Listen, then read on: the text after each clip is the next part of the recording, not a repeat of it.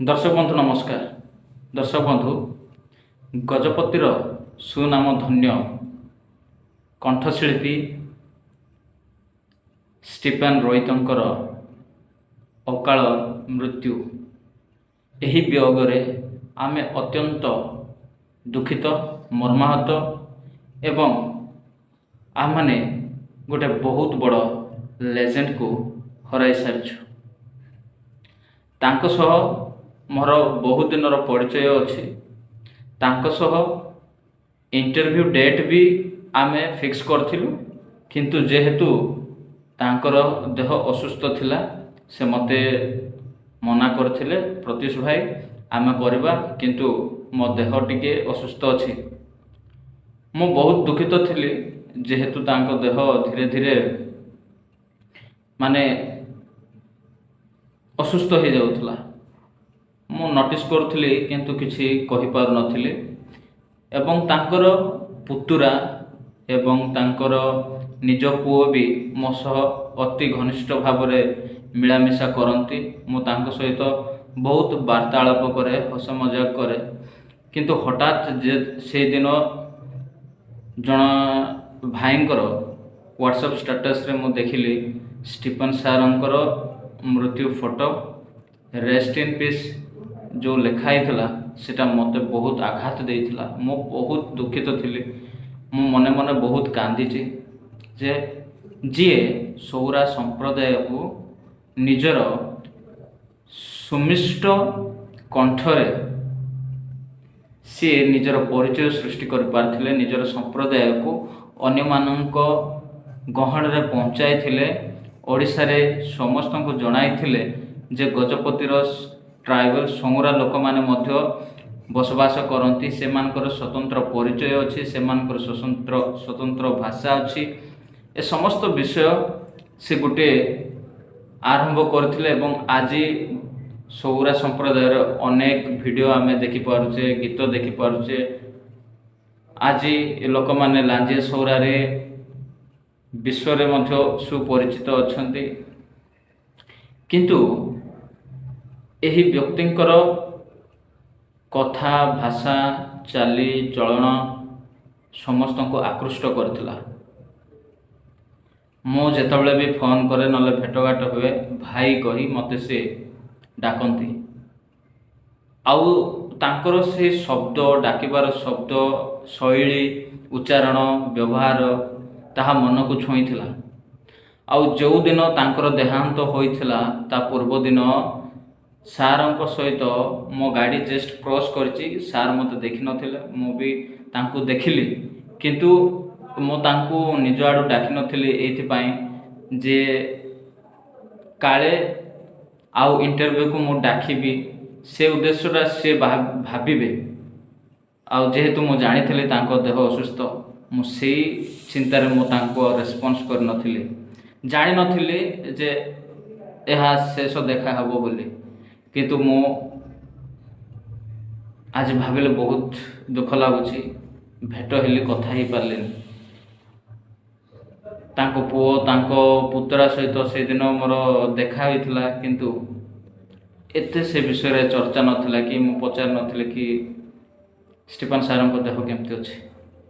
ता पूर्व किछि दिन तळे मु गोटे वीडियो देखथिली जो थिरे गोटे मैरेज रे स्टीफेन सार तांको मिसेस सहित कथा होछन, माने माने गीत गाउछन स्टेज रे। देखो प्रिय दर्शक बंधु, आमे एमती जीवन रे समस्त को हराउछु। देखो प्रिय दर्शक बंधु, स्टीफेन सारंक वियोग रे प्राय समस्ते आम कैथोलिक फैमिली, कैथोलिक परिवार, फादर माने, सिस्टर माने, चालक माने, पालक माने एवं विभिन्न गाँव भद्र व्यक्ति माने समस्त एल्डर्स, समस्त यंगस्टर्स समस्ते से समाधि को पहुँची, से गाँ को पहुँची गजपतिर बाईजाल कहीकि। मुझे जो छोट थी ସେତେବେଳେ ମଧ୍ୟ ମୁଁ ଶୁଣିଥିଲି, ଯେହେତୁ ତାଙ୍କ ପୁତୁରା ମୋର ହଷ୍ଟେଲ ମେଟ୍ ଏବଂ ଗୋଟେ ବର୍ଷର ସିନିୟର, କିନ୍ତୁ ମୋର ଗୋଟେ ଭଲ ଫ୍ରେଣ୍ଡ ସିଏ। ତ ସିଏ ପ୍ରାୟ ଆମକୁ କହିବାର କି ଯେ ଷ୍ଟିଫାନ୍ ସାର୍ ଭଲ ଗୀତ ଗାଆନ୍ତି, କୁମାର ସାନୁ, ଉଦିତ ନାରାୟଣ ଏମାନଙ୍କର ସଙ୍ଗକୁ ନିଜ ଭାଷାରେ, ନିଜ ସୌରା ଭାଷାରେ ସେ ଅତି ସୁନ୍ଦର ଭାବରେ କଣ୍ଠ ଦେଇ ତାଙ୍କୁ ଡବିଂ କରନ୍ତି। ତ ମୋର ଦିନେ ସେ ଇଚ୍ଛାଟା ଥିଲା ଯେ ତାଙ୍କ ସହ ଦେଖା କରିବି, କିନ୍ତୁ ଏମିତି ବି ସମୟ ଆସିଥିଲା ଯେ ତାଙ୍କ ସହିତ ମୋର ପର୍ସନାଲ ଇଣ୍ଟରାକ୍ସନ୍ ଇଣ୍ଟରଭ୍ୟୁ ହେବ ଏବଂ ମୋ ଚ୍ୟାନେଲରେ ମୁଁ ଅପଲୋଡ଼ କରିକି ତାଙ୍କର ଇନର ଷ୍ଟୋରି, ତାଙ୍କର ସମସ୍ତ ବିଷୟ ମୁଁ ଆପଣମାନଙ୍କ ସାମ୍ନାରେ ରଖିବା ପାଇଁ ମୁଁ ଚେଷ୍ଟା କରୁଥିଲି। କିନ୍ତୁ ସେ ସ୍ୱପ୍ନ ଅଧୁରା ରହିଗଲା। କିନ୍ତୁ ଯଦି ସମୟ ପାଏ ନିଶ୍ଚୟ ମୁଁ ତାଙ୍କ ଫ୍ୟାମିଲି ସହିତ ଇଣ୍ଟରାକ୍ସନ୍ କରିବି ଏବଂ ସବୁ ତଥ୍ୟ ଆପଣମାନଙ୍କ ସାମ୍ନାରେ ରଖିବା ପାଇଁ ମୁଁ ଚେଷ୍ଟା କରିବି। ମୁଁ ଜାଣିଛି ଯେତେଜଣ ଷ୍ଟିଫାନ୍ ସାର୍ଙ୍କୁ ଭଲ ପାଉଛନ୍ତି, ଯେତେଜଣ ଆଜି ସୌରା ଇଣ୍ଡଷ୍ଟ୍ରିକୁ, ସୌରା ଗୀତ, ଖ୍ରୀଷ୍ଟିଆନ ଗୀତ ହେଉ କି ଆଲବମ୍ ଗୀତ ହେଉ କି କମେଡ଼ି ମାଧ୍ୟମରେ ହେଉ, ସୋସିଆଲ ମିଡ଼ିଆ ମାଧ୍ୟମରେ କିଛି ପରିଚୟ ସୃଷ୍ଟି କରିପାରୁଛନ୍ତି ଆପଣମାନେ, ନିଶ୍ଚୟ ଷ୍ଟିଫାନ୍ ସାର୍ଙ୍କୁ ଆପଣମାନେ ମିସ୍ କରୁଥିବେ, ଦୁଃଖିତ ଆପଣମାନେ ମର୍ମାହତ ହେଇଥିବେ। କ'ଣ କରିବା, ଇଏ ତ ଜୀବନର ଗୋଟେ ନିରାଟ ସତ୍ୟ ବିଷୟକୁ ଆମେ ଗ୍ରହଣ କରିବାକୁ ହିଁ ପଡ଼ିବ, ଆମ ମନକୁ ମନେଇବାକୁ ହିଁ ପଡ଼ିବ। ଯଦି ଆମେ ଜନ୍ମ ନେଇଛେ, ମରଣ ସୁନିଶ୍ଚିତ, ତ ଆମକୁ ସେସବୁ ଆକ୍ସେପ୍ଟ କରିବାକୁ ପଡ଼ିବ, ଆମକୁ ଷ୍ଟ୍ରଙ୍ଗ ହେବାକୁ ପଡ଼ିବ। ଏବଂ ଏ ସମସ୍ତ ବିଷୟର ପଛରେ ଗୋଟିଏ ବିଷୟ ସମସ୍ତ ବିଷୟ ଠାରୁ ଉତ୍କୃଷ୍ଟ ହେଉଛି ଆମେ ତାଙ୍କ ପାଇଁ ପ୍ରାର୍ଥନା କରିବା ନିହାତି ଆବଶ୍ୟକ। ତାଙ୍କ ସହିତ ଯେତେ ବି ଆମେ ଦୁଶ୍ମନ ହେଇଥିବା, ଯେତେ ବି ଆମର ଗୋଟେ ମନର ରାଗ ରହିଯାଇଥିବ କି କିଛି ଈର୍ଷା ମନୋଭାବ ରହିଯାଇଥିବ, ତ ଆମେ ତାଙ୍କୁ କ୍ଷମା କରିଦେବା ଦରକାର। ଆମେ ତାକୁ ଏପର୍ଯ୍ୟନ୍ତ ଧରିବାର କିଛି ମହତ୍ଵ ନାହିଁ କି କିଛି ତା'ର ମିନିଂ ନାହିଁ। ଆମେ ତାଙ୍କୁ କ୍ଷମା କରିବାର ଅଛି, ତା ପାଇଁ ପ୍ରାର୍ଥନା କରିବାର ଅଛି। ଆମେ ତା ମନରେ କଷ୍ଟ ଦେଇ ବି ଥାଉ। ମୁଁ କିଛି ଭାବିପାରୁନି, କିଛି କହିପାରୁନି। ମୁଁ ଯେଉଁ ସବୁ ଦୃଶ୍ୟ ଦେଖିଥିଲି ସେ ଭିଡ଼ିଓ ମାଧ୍ୟମରେ, ବହୁତ ଗହଳି, ବହୁତ ଲୋକ ପହଞ୍ଚିଥିଲେ ଏବଂ ମୁଁ ପହଞ୍ଚି ପାରିନଥିଲି, ମୁଁ କଥା ହେଇପାରିନଥିଲି।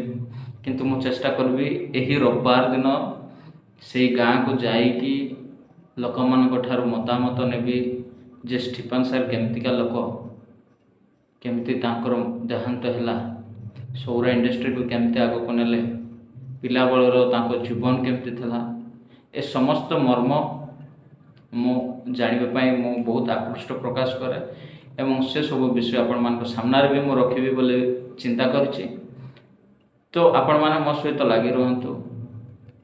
ପୁଣି ଥରେ ମୋର ହୃଦୟର ଗଭୀରତା ଠାରୁ ମୁଁ ଆପଣମାନଙ୍କ ସାମ୍ନାରେ